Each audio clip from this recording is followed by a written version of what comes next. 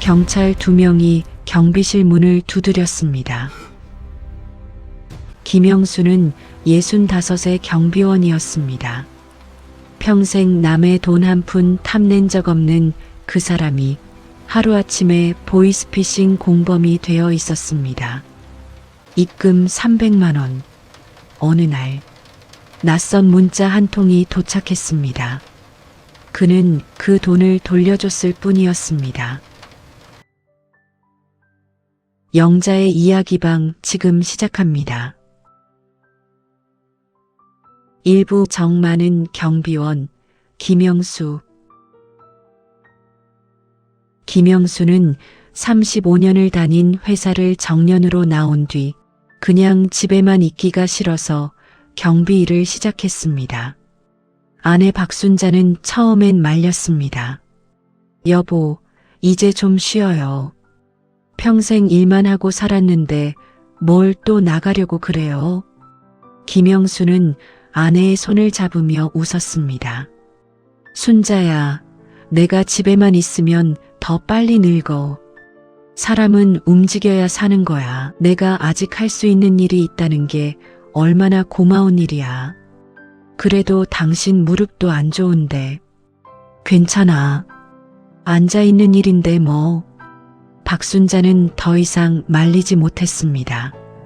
그가 웃을 때면 언제나 순자의 마음도 같이 풀리곤 했습니다. 경비실은 작았지만 김영수에게는 소중한 자리였습니다. 아침이면 출근하는 젊은 부부에게 인사를 건넸고 학교 가는 아이들에게 손을 흔들어 주었습니다. 택배 아저씨들과는 커피 한 잔을 나누는 사이가 되었습니다. 순자는 가끔 도시락을 싸서 경비실에 들렀습니다. 그때마다 이렇게 말하곤 했습니다. 여보, 당신은 참 정이 많은 사람이야. 내가 그래서 당신이랑 사는 거 알지? 김영수는 멋쩍게 웃으며 대답했습니다. 사람이 사람답게 살아야지. 우리가 뭐 대단한 사람이라고. 순자는 그 말을 들을 때마다 속으로 생각했습니다.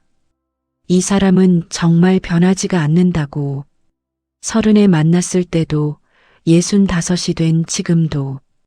하지만 그 정 많음이 언젠가 이 사람을 다치게 할지도 모른다는 막연한 불안이 순자의 마음 한구석에는 늘 있었습니다. 그리고 그 불안은 머지않아 현실이 되었습니다. 이부 아들의 당부와 흘려보낸 경고. 김영수와 박순자에게는 32살 아들 민호가 있었습니다. 민호는 작은 IT 회사에 다니며 주말마다 저희 집에 들렀습니다. 어느 일요일 저녁, 민호는 저녁상 앞에서 아버지에게 당부했습니다. 아버지, 요즘 이상한 전화 오면 절대 받지 마세요. 보이스피싱이 얼마나 교묘해졌는지 모르실 겁니다. 노인분들이 진짜 많이 당해요. 김영수는 밥숟가락을 들며 웃었습니다. 야, 내가 무슨 돈이 있다고 그런 걸 당하겠냐? 사기꾼들도 상대를 골라서 하지. 아버지, 그게 아니에요. 요즘은 돈이 없어도 당해요. 계좌만 있어도 당한다니까요. 알았다, 알았어. 내가 설마 그런 걸 못 알아보겠냐?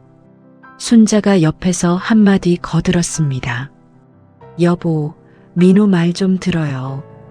애가 걱정해서 하는 말인데. 알았다니까. 우리 민호 걱정도 팔자다. 김영수는 그 말을 가볍게 넘겼습니다. 그 말을 그는 일주일도 지나지 않아 뼈저리게 후회하게 되었습니다. 3부 비 오는 목요일, 울먹이는 목소리. 그날은 목요일이었습니다. 아침부터 비가 내렸고 경비실 유리창에 빗방울이 길게 흘러내리고 있었습니다. 김영수는 택배를 정리하며 라디오를 듣고 있었습니다. 그때 휴대폰이 울렸습니다. 문자 한 통이었습니다. 입금 300만 원. 그는 처음엔 제 눈을 의심했습니다. 통장에 300만 원이라니. 월급도 아직 멀었고 받을 돈도 없었습니다. 손이 살짝 떨렸습니다. 잠시 후 전화가 걸려왔습니다. 모르는 번호였습니다. 받자마자 숨이 넘어갈 듯한 남자의 목소리가 들렸습니다. 여보세요. 선생님, 죄송합니다. 정말 죄송합니다. 김영수는 당황해서 물었습니다. 누구십니까? 남자는 울먹이며 말했습니다. 방금 선생님 계좌로 300만 원이 잘못 송금됐습니다. 제가 계좌번호를 잘못 눌렀습니다. 선생님, 그 돈이 아이 병원비입니다. 그 한마디에 김영수의 가슴이 철렁 내려앉았습니다. 아이가 오늘 수술을 받아야 하는데 지금 당장 그 돈이 들어가지 않으면 수술이 취소됩니다. 제발 부탁드립니다. 선생님. 김영수도 아버지였습니다. 민호가 어렸을 때 열이 40도까지 올라 한밤중에 응급실로 뛰어갔던 그날이 순간 그의 머릿속에 스쳐 지나갔습니다. 아내가 아이를 업고 울면서 뛰던 모습, 의사 앞에서 두 손을 모으고 빌던 모습, 그는 더 이상 생각하지 않았습니다. 알겠습니다. 계좌번호 불러주세요. 그는 송금 버튼을 눌렀습니다. 그 순간이 모든 일의 시작이었습니다. 사부 아내의 불안한 밤. 그날 저녁 김영수는 아내에게 아무렇지 않게 말했습니다. 순자야, 나 오늘 좋은 일 했다. 순자는 나무를 묻히던 손을 멈췄습니다. 좋은 일? 뭔데요? 김영수는 자랑하듯 웃으며 말했습니다. 어떤 아빠가 아이 병원비를 나한테 잘못 송금했더라고. 300만 원이나. 울면서 전화가 왔는데 어찌나 딱하던지. 바로 돌려줬지. 순자의 얼굴이 서서히 굳어갔습니다. 숟가락을 내려놓는 소리가 너무 조용해서 오히려 더 크게 들렸습니다. 여보, 왜 그래? 여보, 은행에는 전화해봤어요?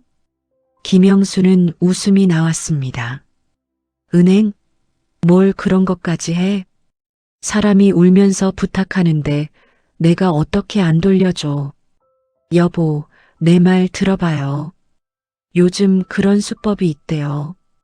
민호가 저번에 그랬잖아요. 이상한 전화 조심하라고. 아, 그거랑 이거랑은 달라. 그 사람 목소리 들었으면 당신도 그랬을 거야. 애 엄마 아빠가 얼마나 애타는지 내가 모르겠냐. 우리 민호 아팠을 때 생각 안 나?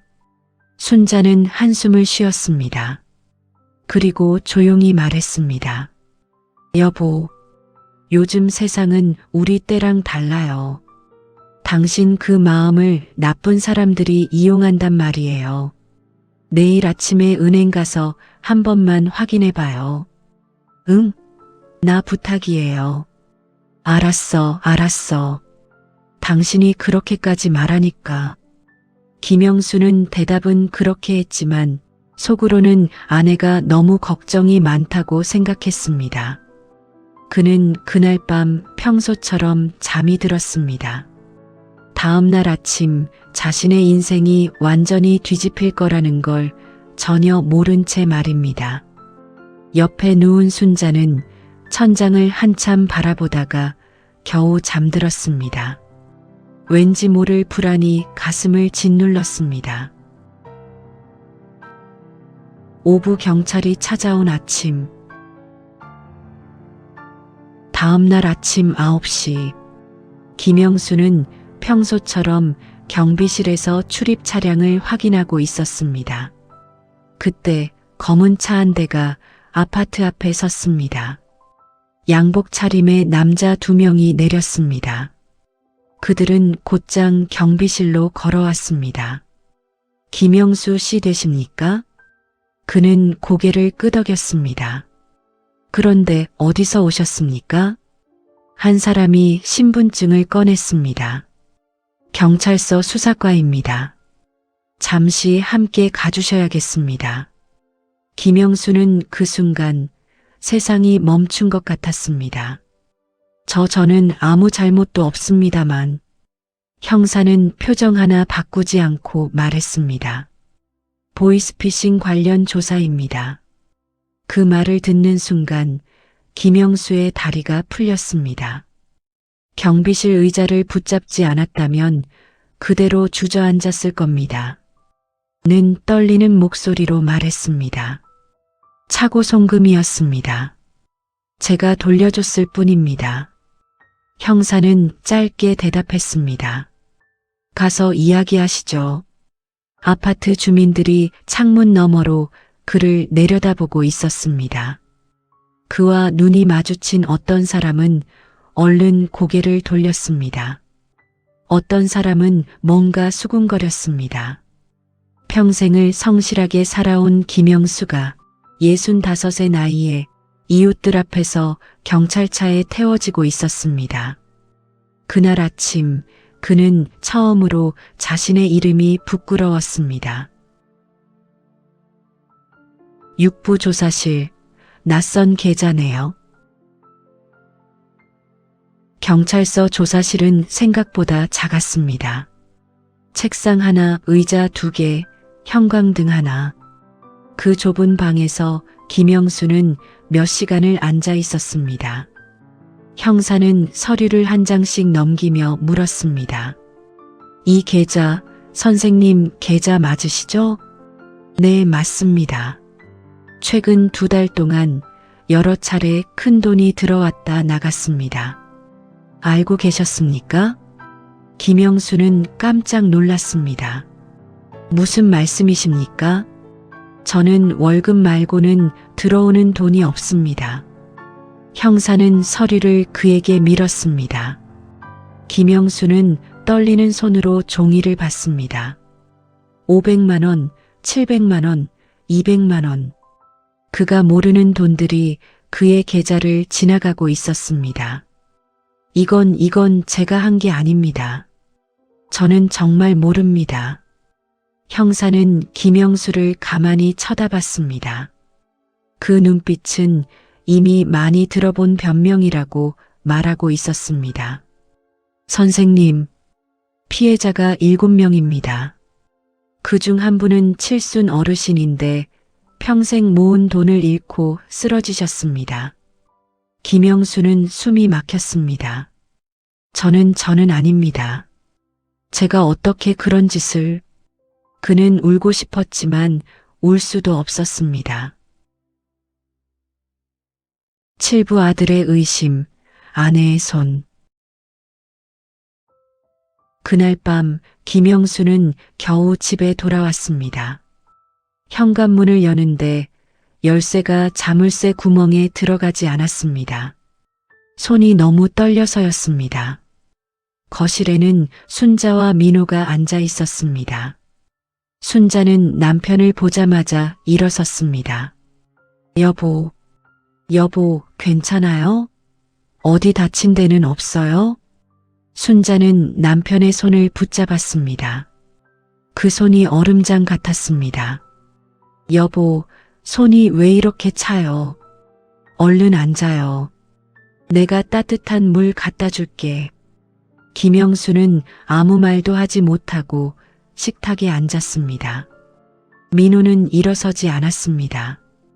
고개를 숙인 채로 한참 동안 침묵했습니다. 그리고 낮은 목소리로 말했습니다. 아버지, 저 솔직하게 여쭤봐도 돼요? 김영수는 아들을 쳐다봤습니다. 민호야, 아버지, 저는 아버지를 믿고 싶어요. 근데 경찰이 그냥 오지는 않잖아요. 혹시 누가 돈 준다고 해서 계좌 빌려주신 건 아니에요? 요즘 노인분들한테 그런 식으로 접근하는 사람들 많대요. 김영수는 그 자리에 얼어붙었습니다. 자신이 이 세상에서 가장 사랑하는 아들이 자신을 의심하고 있었습니다. 그 순간만큼 아픈 순간이 평생에 또 있었을까? 순자가 민호를 향해 낮은 소리로 말했습니다. 민호야, 그게 무슨 소리야? 내 아버지가 그런 사람으로 보여? 엄마, 저도 믿고 싶어요. 근데, 민호야, 엄마가 내 아버지랑 30년 넘게 살았어. 이 사람은 그런 사람 아니야. 엄마는 알아. 김영수는 아내의 그 말에 겨우 입을 열 수 있었습니다. 목소리가 떨리고 있었습니다. 민호야, 아버지는 그냥 돈을 돌려줬을 뿐이다. 아버지 믿어다오. 민호는 고개를 숙이고 한참을 아무 말 하지 않았습니다. 그리고 조용히 말했습니다. 죄송해요, 아버지. 제가 잠깐 흔들렸어요. 순자가 김영수의 손 위에 자신의 손을 얹었습니다. 그 손은 아까처럼 차갑지 않았습니다. 따뜻했습니다. 여보, 우리 같이 버텨요. 응? 당신 혼자 안 돼요. 우리 셋이 같이 가요. 김영수는 그날 밤 이불 속에서 소리 없이 울었습니다. 옆에 누운 순자도 남편이 우는 걸 알았지만 아무 말하지 않고 그의 등을 오래도록 쓸어주었습니다. 8부 직장을 잃은 날. 며칠 뒤 회사에서 전화가 왔습니다. 김영수 씨, 조사가 끝날 때까지 근무를 쉬셔야겠습니다. 그는 대답할 힘도 없었습니다. 네, 알겠습니다. 그 한마디와 함께 그의 마지막 자리가 사라졌습니다. 김영수는 그날부터 집 밖으로 나가지 못했습니다. 아파트 주민들과 마주칠 용기가 없었습니다. 식욕도 없었습니다. 순자가 차려주는 밥을 몇 숟가락 뜨고는 수저를 놓곤 했습니다. 순자는 남편을 나무라지 않았습니다. 오히려 평소보다 더 다정했습니다. 여보, 오늘은 내가 미역국 끓였어. 당신 좋아하잖아. 한 숟가락만 더 떠봐요. 생각이 없어. 여보, 당신 이렇게 먹지도 자지도 않으면 어떻게 버텨요? 나 당신 쓰러지는 거 못 봐요. 응? 나 좀 봐요. 김영수는 아내의 눈을 제대로 마주치지 못했습니다. 순자야, 내가 미안하다. 나 때문에 당신한테 이런 고생을 시켜서. 여보, 그런 말 하지 마요. 당신이 나한테 고생시킨 적이 언제 있었어요? 평생 당신이 나 지켜줬잖아요. 이번엔 내가 지킬 차례예요. 당신이 나한테 빚진 거 없어요. 진짜 하나도 없어요. 김영수는 수저를 들었습니다. 국물이 목으로 넘어가는데 자꾸 눈물이 같이 넘어갔습니다. 밤이 되면 순자는 김영수가 잠든 줄 알고 이불 속에서 조용히 울곤 했습니다. 그 울음소리가 김영수를 가장 아프게 했습니다. 구부 이웃집 이정희의 한마디. 그러던 어느 날 오후 초인종이 울렸습니다. 순자가 문을 열었습니다. 옆집에 사는 이정희였습니다. 60살 남짓한 혼자 사는 아주머니였습니다. 순자 부부가 가끔 김치를 나눠드리던 분이었습니다. 이정희는 손에 과일 바구니를 들고 있었습니다. 순자 씨, 요즘 통 안 보이셔서 걱정이 돼서요. 순자는 얼버무리려 했습니다. 아, 그냥 우리 양반이 조금 편찮으셔서요. 이정희는 순자의 얼굴을 가만히 봤습니다. 그리고 조용히 물었습니다. 순자 씨, 무슨 일 있으시죠? 눈이 많이 부으셨어요. 순자는 결국 참지 못하고 울기 시작했습니다. 그리고 모든 이야기를 했습니다. 이정희는 한참 동안 아무 말 없이 듣기만 했습니다. 이야기가 끝나자 이정희는 고개를 들어 거실에 앉아 있는 김영수를 봤습니다. 김영수는 차마 그녀의 눈을 마주치지 못했습니다. 그때 이정희가 말했습니다. 순자 씨, 저는요, 김영수 선생님이 그런 분 아니라는 거 제가 알아요. 김영수는 고개를 들었습니다. 제가 작년에 다리 다쳐서 장 보러 못 갔을 때 선생님이 매일 저희 집 앞에 반찬 가져다 놓으신 거 아세요? 그때 선생님이 저한테 뭐라고 하셨는지 아세요? 이웃끼리 이런 게 뭐 대단한 일이냐. 사람은 사람답게 살아야지 그러셨어요.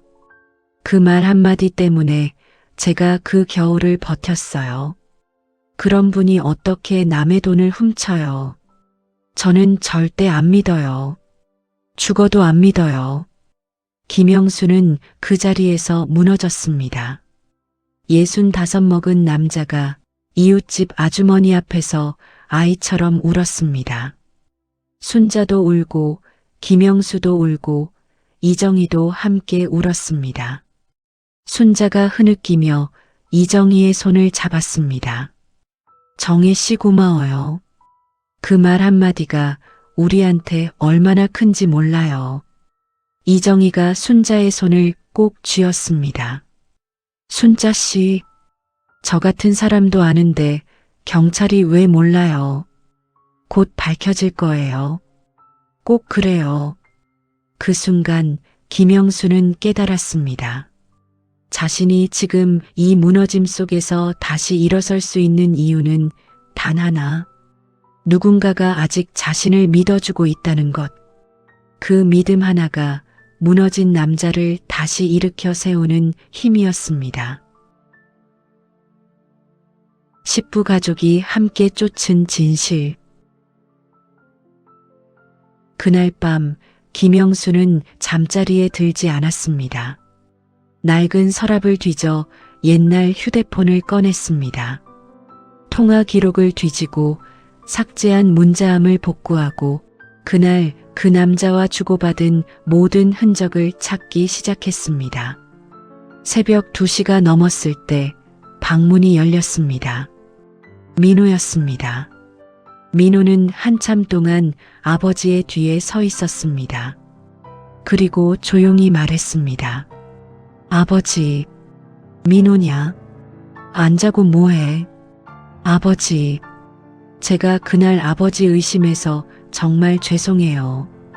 제가 아들이 돼가지고. 김영수는 뒤돌아보지 못했습니다. 눈물이 떨어질 것 같아서였습니다. 민호야, 아버지는 너 원망 안 한다. 너도 얼마나 놀랐겠냐. 아버지, 저 IT 회사 다니잖아요. 저 이런 거 쫓는 거 할 줄 알아요. 제가 도와드릴게요. 우리 같이 해요. 아버지 혼자 하지 마세요. 민호는 아버지 옆에 앉았습니다. 부자가 나란히 앉은 건 아주 오랜만이었습니다. 그때 순자가 방문을 열고 들어왔습니다. 손에는 따뜻한 커피 2잔이 들려 있었습니다. 두 사람 다 안 잘 거면 이거라도 마셔요. 밤 길어요. 순자야, 당신도 안 잤어? 당신이 안 자는데 내가 어떻게 자요? 여보, 진실은 반드시 밝혀져요. 내가 믿어요. 우리 같이 버티면 돼요. 응? 김영수는 그 말을 붙잡고 하루하루를 버텼습니다. 그날부터 민호와 아버지는 매일 밤 함께 앉았습니다. 녹음 파일을 찾고 통신사에 발신 기록을 요청하고 그날 돈을 받은 계좌의 흐름을 추적했습니다. 순자는 옆에서 밤새 커피를 타주었고 졸음이 쏟아지면 두 사람의 어깨에 담요를 덮어주었습니다. 그 과정에서 그들은 알게 되었습니다. 그날 전화했던 아이 아버지라는 사람은 사실 존재하지 않는 사람이었습니다. 대포폰이었고 계좌도 다른 사람 명의였고 그 조직은 김영수 같은 사람을 수십 명씩 이용하고 있었습니다. 김영수는 피해자이면서 동시에 그들의 도구로 쓰였던 것이었습니다. 11부 뉴스 속보, 무죄의 증거. 몇 주 뒤 뉴스에 한 조직이 검거됐다는 소식이 나왔습니다. 김영수는 TV 앞에서 숨을 멈추고 그 장면을 봤습니다. 뉴스 화면에는 그가 돌려줬던 그 돈의 흐름, 그리고 그와 같은 착한 사람들이 어떻게 이용당했는지가 나오고 있었습니다. 앵커는 말했습니다. 이 조직은 선량한 시민들에게 의도적으로 돈을 송금한 뒤 돌려받은 돈을 세탁하는 수법을 사용했습니다. 피해자이면서 누명을 쓴 분들이 전국에 수십 명에 달합니다. 김영수는 그 자리에서 주저앉았습니다. 그건 단순한 뉴스가 아니었습니다. 그건 그의 무죄 선언이었습니다. 순자가 달려와 남편을 붙잡았습니다. 여보 봤어요? 나왔어요. 당신 봤죠? 순자야 봤어. 여보, 내가 뭘 했어요? 진실은 밝혀진다 그랬잖아요. 내가 그랬잖아요. 두 사람은 거실 바닥에 주저앉아 한참을 울었습니다. 민호가 방에서 뛰쳐나와 두 사람을 끌어안았습니다. 세 식구가 오랜만에, 아주 오랜만에 하나가 되었습니다. 12부 무혐의입니다. 며칠 뒤 김영수는 다시 경찰서로 갔습니다. 이번에는 떨지 않았습니다. 민호가 정리해준 자료를 가방에 넣고 순자가 다려준 깨끗한 셔츠를 입고 그는 조사실 의자에 똑바로 앉았습니다. 형사는 한참 동안 자료를 검토했습니다. 그리고 김영수를 오래도록 바라보다가 조용히 말했습니다. 김영수 선생님, 고생 많으셨습니다. 그 한마디에 지난 몇 주 동안 참아왔던 모든 것이 무너져 내렸습니다. 조사실 테이블 위로 눈물이 뚝뚝 떨어졌습니다. 형사는 말했습니다. 무혐의입니다. 가셔도 좋습니다. 김영수는 그날 경찰서 정문을 나오면서 하늘을 올려다봤습니다. 파란 하늘이었습니다. 평생 수없이 봐왔던 하늘인데 그날의 하늘은 어쩐지 다르게 보였습니다. 정문 앞에는 순자가 기다리고 있었습니다. 순자는 남편을 보자마자 달려와 그의 품에 안겼습니다. 여보, 고생했어요. 정말 고생했어요. 순자야, 당신 덕분이다. 당신이 없었으면 나 못 버텼어. 무슨 소리예요? 당신이 강한 사람이니까 버틴 거예요. 두 사람은 한참을 그 자리에 서 있었습니다. 지나가는 사람들이 쳐다봤지만 아무것도 보이지 않았습니다. 13부 돌아갈 수 없는 자리. 김영수는 무혐의를 받았습니다. 하지만 모든 것이 원래대로 돌아온 건 아니었습니다. 회사에는 돌아갈 수 없었습니다. 죄송합니다. 김영수 씨. 입주민들이 불편해하셔서요. 그 한마디에 그는 더 묻지 않았습니다. 세상은 억울함이 풀려도 이미 난 상처를 되돌려주지는 않았습니다. 집에 돌아와 그 이야기를 하자 순자가 김영수의 손을 잡았습니다. 여보, 괜찮아요. 그 사람들이 당신 놓친 거예요. 당신은 더 좋은 데 가요. 내가 알아요. 당신 같은 사람 또 없어요. 순자야. 여보, 우리 이번 주말에 바람이나 쐬고 와요. 당신 얼굴 좀 펴요. 응? 김영수는 아내의 말에 고개를 끄덕였습니다. 그날 밤 그는 오랜만에 깊이 잠들었습니다. 14부 다시 경비실의 아침. 몇 달 뒤 김영수는 다른 아파트의 경비원으로 다시 일을 시작했습니다. 아무도 그를 모르는 곳이었습니다. 그는 다시 매일 아침 경비실 문을 열었고 출근하는 젊은 부부에게 인사를 건넸고 학교 가는 아이들에게 손을 흔들어 주었습니다. 달라진 건 하나였습니다. 이제 그는 낯선 돈이 들어오면 절대 혼자 결정하지 않았습니다. 먼저 은행에 전화했습니다. 그 다음 경찰에 확인했습니다. 그 다음에야 움직였습니다. 착한 마음은 여전히 그의 안에 있었습니다. 하지만 그 착한 마음 위에 이제는 지혜라는 옷을 한 겹 더 입었습니다. 어느 날 같은 경비실에 새로 들어온 젊은 후배가 물었습니다.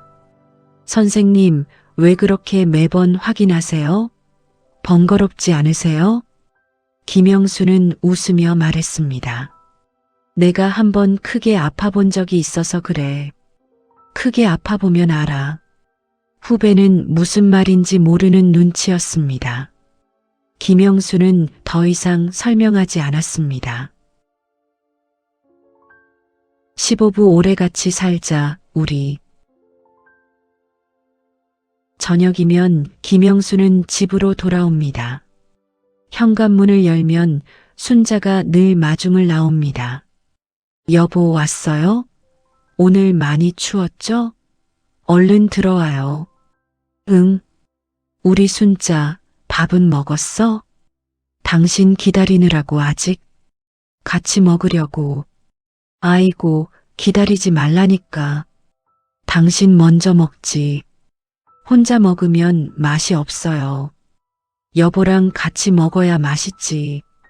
김영수는 그 말에 웃습니다. 평생 들어온 말인데 요즘은 그 말이 전보다 100배는 더 크게 들립니다. 식탁에 앉으면 순자가 국을 떠줍니다. 김영수는 가끔 순자에게 이렇게 말합니다. 순자야, 내가 그때 당신이 없었으면 어떻게 됐을까? 또 그 소리예요. 당신이 나 없었으면 못 살았겠지만 나도 당신 없으면 못 살아요. 그러니까 우리 오래같이 살아요. 알았죠? 알았어. 오래 살자, 우리. 16부 그가 돌려받은 것. 오늘도 김영수는 경비실에 앉아 있습니다. 지나가는 사람들에게 고개를 숙여 인사합니다.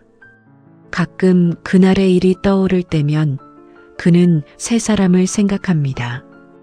밤새 옆에서 커피를 타주던 아내, 자신을 의심했다가 끝까지 편이 되어준 아들, 그리고 저는 선생님이 그런 분 아니란 거 알아요라고 말해준 이웃. 그 세 사람이 없었다면 그는 지금 이 자리에 앉아있지 못했을 겁니다. 김영수가 지켜온 것은 결국 돈도 아니고 명예도 아니었습니다. 그가 지켜온 것은 자신을 믿어준 사람들의 믿음이었습니다. 그날 그는 돈을 돌려줬을 뿐이었습니다. 하지만 그날 이후 그는 사람을 돌려받았습니다. 가족을, 이웃을, 그리고 자기 자신을. 여러분, 혹시 지금 누군가 억울한 일을 겪고 있다면 혼자 싸우게 두지 마십시오. 나는 당신을 믿는다. 그 한마디가 무너진 사람을 다시 일으켜 세웁니다. 그리고 혹시 여러분이 지금 누명을 쓰고 계신다면 부디 포기하지 마십시오. 진실은 느리지만 결국 찾아옵니다. 김영수처럼 반드시 찾아옵니다. 오늘 이 이야기가 여러분의 마음에 조금이라도 남으셨다면 댓글로 한 말씀 남겨주십시오. 여러분은 누군가의 믿음으로 살아남은 적이 있으십니까? 그 사람은 지금 어디에 계십니까? 오늘 밤 그분께 전화 한 통 드려보시는 건 어떻겠습니까? 이 이야기가 조금이라도 도움이 되셨다면 꼭 기억해 주시기 바랍니다. 착한 마음도 반드시 확인과 함께 해야 합니다. 여러분의 한 번의 주의가 인생을 지킬 수 있습니다. 이런 실제 같은 이야기와 꼭 필요한 정보가 담긴 사연을 계속 듣고 싶으시다면 지금 구독과 좋아요를 눌러주시고 알림 설정까지 해주시기 바랍니다. 여러분의 작은 클릭이 이 채널을 계속 이어가게 합니다. 지금까지 영자의 이야기방이었습니다.